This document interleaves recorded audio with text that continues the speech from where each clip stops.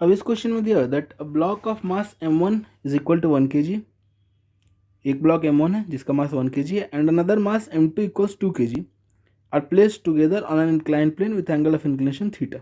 Incline plane पर रखा हुआ inclination theta. Various values of theta are given in list 1।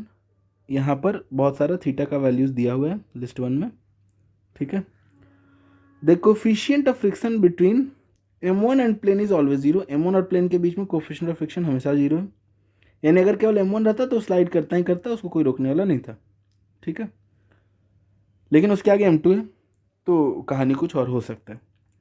The coefficient of static and dynamic friction, दोनों ही coefficients mu is equal to 0.3 दिया हुआ है between m2 and the inclined plane.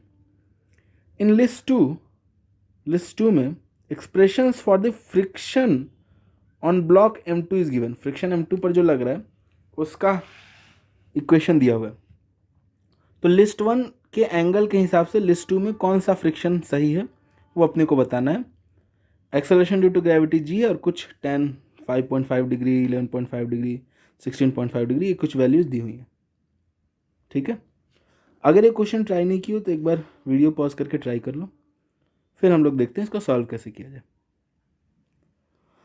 अगर इसमें बात करें कि इन दोनों ब्लॉक्स को चलाने के लिए कौन सा फोर्स जिम्मेदार है, तो that will be m1 plus m2g sine theta which is 3g sine theta.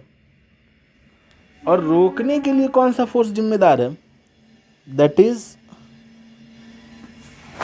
Mu m2g cos theta, और म्यू इज 0.3 और m2 इज 2, तो this is 0.6g cos theta. ये रोकना चाह रहा है, ठीक है, मैक्सिमम।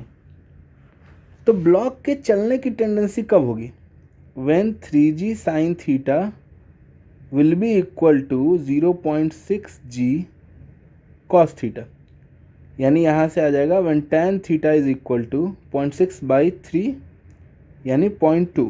tan थीटा जब 0.2 होगा यानी थीटा अप्रॉक्सीमेटली 11.5 डिग्री, ये दिया हुआ देखो 10, 11.5 डिग्री, 0.2 दिया ना, तो थीटा इज अप्रॉक्सीमेटली 11.5 डिग्री जब होगा तब इसके चलने की टेंडेंसी होगी। 11.5 से ज़्यादा हो जाएगा थीटा तो ये स्लिप करना शुरू कर देगा। 11.5 से कम रहेगा तो ये वहीं का वहीं रहेगा।